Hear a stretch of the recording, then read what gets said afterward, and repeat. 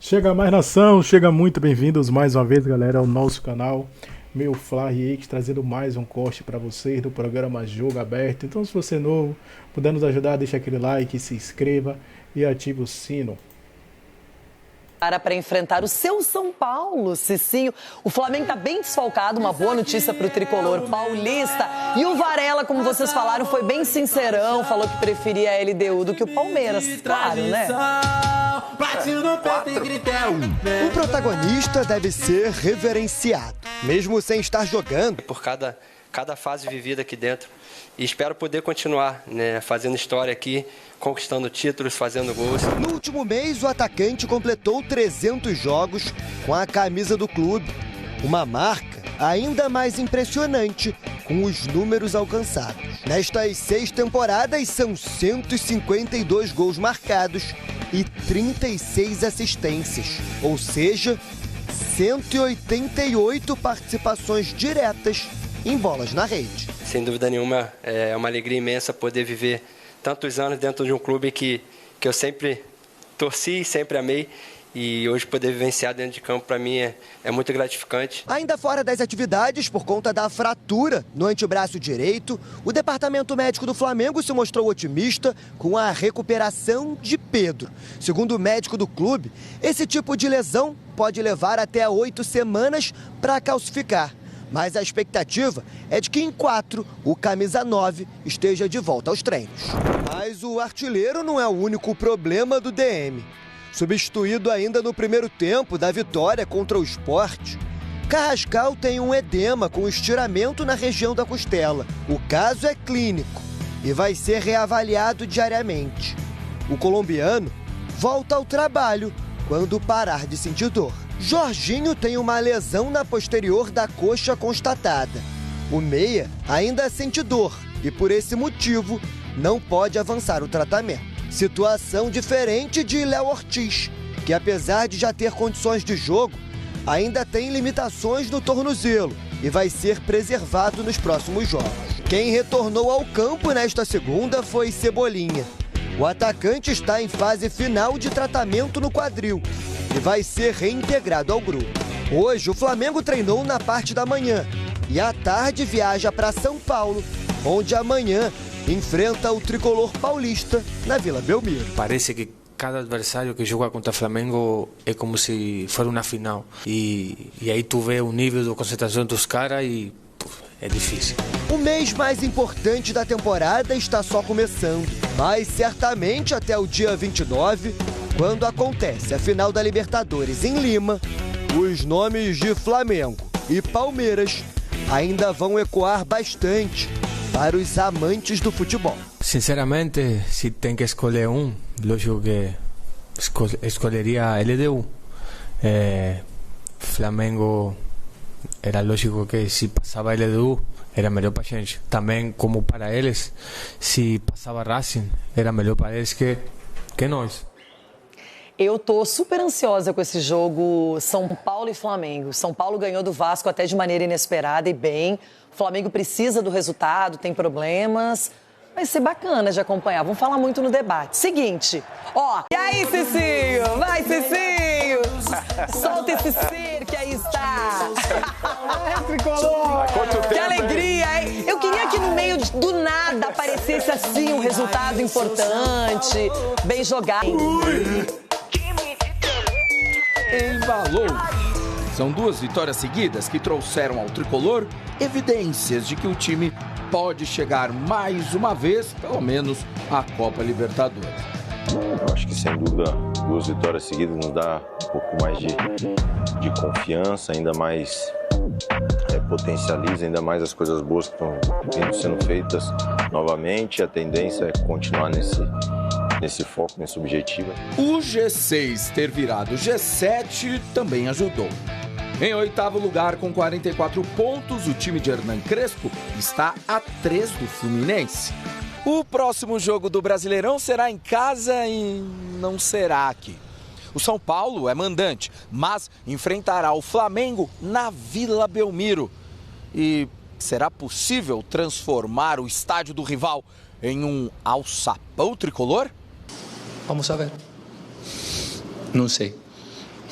Aqui, você sabe que adaptação é a palavra perfeita para São Paulo. Você tem que adaptar a todas as coisas que acontecem. Então, vamos ver. Este será o primeiro dos 4 jogos que restam ao São Paulo como mandante e que não serão disputados no Morumbi por conta de uma sequência de shows.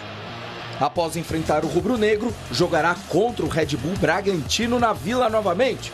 As partidas contra Juventude e Internacional ainda estão com locais indefinidos. O técnico argentino terá mais 2 desfalques para a partida. Alan Franco e Enzo Dias receberam o 3º cartão amarelo. A boa notícia do departamento médico fica por conta de Cédric, que continua avançando na recuperação de fratura em um dedo do pé direito e participou de boa parte dos trabalhos do dia. Lá no primeiro turno, lembranças ruins. 2-0 Flamengo no Maracanã. Gols de Luiz Araújo e Wallace Ian na reestreia de Crespo. E sabemos perfeitamente que não, graças a Deus, não todos os dias vamos jogar com o Flamengo no Maracanã. Agora no Morumbi, na Vila Belmiro, é esquecer o que houve no Rio e buscar a 3ª vitória seguida no Campeonato Brasileiro, rumo à Copa Libertadores. Graças a Deus, não todos os dias vamos jogar com o Flamengo no Maracanã. O que é? Graças a Deus, não todos os dias vamos jogar com o Flamengo no Maracanã. Só que agora é na Vila, um cenário diferente. Na Vila Belmiro, o Flamengo perdeu para o Santos o primeiro turno. O Flamengo está desfalcado, Cicinho. Será que o São Paulo vai passar por cima de outro carioca? Renata, eu tenho esperança nisso. Se bem que o Flamengo é o melhor time, mesmo desfalcado, tem os principais jogadores, é uma equipe melhor. Mas assim, o São Paulo tem que fazer prevalecer a força do grupo ali. Assim como jogou contra o Vasco, né, um time muito compacto, sabendo defender e tendo, né, sabedoria para sair no contra-ataque. Contra o Flamengo, o São Paulo vai ter que usar essa estratégia, porque se for para cima do Flamengo, aí corre o risco de acontecer o que foi no primeiro turno. Tomar taca, porque o time do Flamengo é muito bom. Você não tomou taca do Flamengo agora? 3-2. 3-2. Foi 3-1, era 3-2. E o Corinthians, O que é? Foi no lateral, que um lateral aqui que arrumaram aí, mas perdeu, pro Flamengo. Mas era jogo do Corinthians. Tá, então não vou nem falar do Inter, né? Que o Inter foi pra tudo que é lado, Libertadores, brasileiro. Não dá pra falar de outra coisa, né? Porque, gente, a disputa do Brasil... A parte física, os técnicos, e teve mais um lá que eu não vou me lembrar agora. E aí o Arnaldo Ribeiro, ele falou que ele acha que o ponto de vista físico vai ser um definidor. E o Mauro César rebateu. Rebateu dizendo que o elenco do Flamengo é um elenco muito qualificado. Mais qualificado até que o elenco do Palmeiras. Olha só o que o Mauro César falou. Créditos lá ao All Sports, ao programa Posse de Bola. Vamos ver o áudio do que o Mauro César falou a respeito disso. Bora lá. E o futebol cada vez mais energia. Menos talento e mais energia. E acho que em termos de talento é parelho, e em termos de energia eu vejo o Palmeiras um pouco à frente. O Flamengo tem outras virtudes. A gente vai falar do Flamengo já. Eu não penso como o Arnaldo, não. Eu acho que o Flamengo tem um elenco mais talentoso que o Palmeiras. E o Palmeiras tem um elenco bem homogêneo. Eu vejo dessa maneira. Acho que o Flamengo tem mais jogadores talentosos do que o Palmeiras. Só olhar os volantes do Flamengo e os volantes do Palmeiras, por exemplo. O Palmeiras tem um Arrascaeta? Meia com esse nível? Não tem. Tem ótimos jogadores, mas não desse nível. E no sábado, o Flamengo poupou quase tanto quanto o Palmeiras poupou. Poupou mesmo. O Palmeiras poupou 8 jogadores, o Flamengo poupou acho que 7. Vamos lá. Léo Ortiz foi preservado. Poderia ter jogado. Se tivesse jogar, ia jogar. Alexandre é a mesma coisa. Eles guardam com o Alexandre. Esse é um cara que tem, esse de fato tem questões físicas. Mas o Flamengo tem 3 laterais esquerdos. O Vinha não joga. É verdade. Não é nem relacionado. Por que ele não joga? Quarta-feira não foi relacionado. O Ayrton, é um mistério isso. O Ayrton Lucas é o querido do Felipe Luiz. Aliás, foi questionado de novo na coletiva e a torcida muito se manifesta porque o Vinha não joga, nem um jogo desse, não entra e tal. Aí, dessa vez ela alegou que ele teve que tirar o Carrascal antes, porque ele sentiu esse problema, essa contusão, que não é grave, talvez até volte na quarta-feira. E aí ele teria deixado de ter a oportunidade de colocar o Vinha. Foi mais ou menos o que ele tentou explicar. Mas, enfim, na direita o Varela não foi titular. Foi titular contra o Racing. O Eric Pulga foi poupado. O Jorginho, sim, está machucado, não deve voltar antes da data FIFA, lesão muscular. Ele tem lesão muscular mesmo. O Arrascaeta ficou no banco, entrou durante, nem precisava ter entrado. Entrou porque quis colocar, mas não precisava ter entrado. Também não começou o jogo o Luiz Araújo, que entrou na lesão do Carrascal, que também foi titular na quarta-feira. Então, assim, é igual, foram 7 de um lado, 8 do outro, os dois mais ou menos que pouparam. E lesão mesmo que o Flamengo tem com problema muscular é Cebolinha que nem veterano né? Embora se machuque com uma certa frequência, quer dizer, nem sempre a questão é da idade. E o Jorginho, que de fato teve uma lesão muscular. O Jorginho que não tem um histórico de lesões na sua carreira e que claramente está sentindo que é o ritmo do calendário maluco do Brasil com muitos jogos. Ele talvez tenha que tratar o Jorginho, talvez não, mais ou menos parecido com o Alexandre, escolher os jogos do Jorginho, daqui até o final do ano, no momento que ele voltar a ficar à disposição do treinador. Então eu vejo dessa forma. Bem, pessoal, vocês viram aí o que o Mauro César falou, agora eu vou colocar a minha opinião sobre isso. Antes de mais nada, dá um recadinho rapidinho, dá uma olhada aí. E meus queridos, não deixe de apoiar os nossos parceiraços Palmeiras. Eu não tô falando isso porque eu sou torcedor do Palmeiras, não. Tô falando isso numa boa mesmo. Vocês sabem que aqui a gente joga real.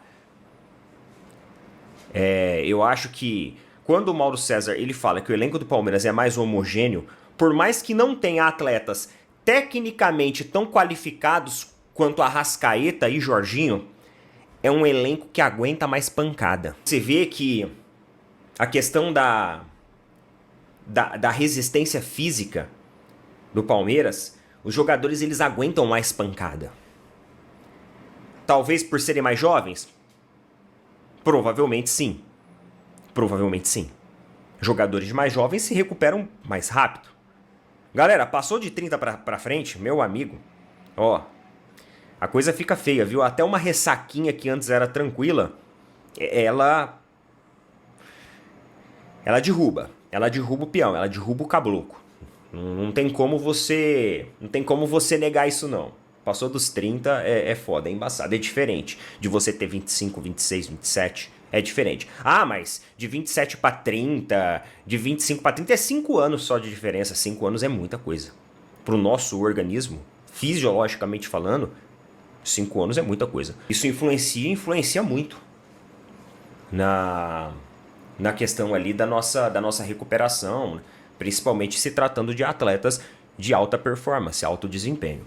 Então, eu acho que o Palmeiras, no Campeonato Brasileiro, ele tem talvez essa vantagem de aguentar mais pancada devido a uma média de jogadores de idade mais baixa que o Flamengo. Embora o Flamengo tenha toda a qualidade técnica de seus jogadores, eu acredito que, por exemplo, numa Libertadores, isso pode fazer diferença. Com certeza, pode fazer. Agora, quando você fala de um campeonato onde a cada 3 dias a gente tem um jogo e essa reta final que é pancada, porque as equipes elas chegam com a proposta de se livrar de rebaixamento, de tentar buscar G4, classificação, aí, zonas de classificação para as competições intercontinentais. Intercontinentais não, intercontinentais. Continentais,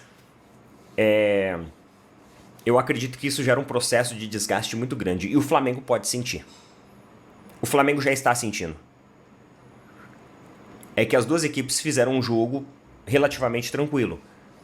Mas o Flamengo pode sentir isso daqui pra frente. Porque, por exemplo, se os caras perdem o Pedro, perdem um Arrascaeta e perdem um Jorginho, pô, você tirou uma espinha dorsal extremamente importante do Flamengo.